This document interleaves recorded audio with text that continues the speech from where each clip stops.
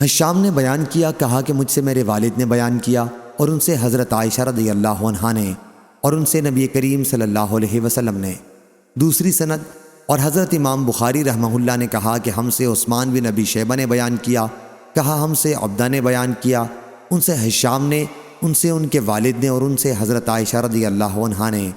کہ رفاعہ قرظی رضی اللہ عنہ نے ایک خاتون سے نکاح کیا،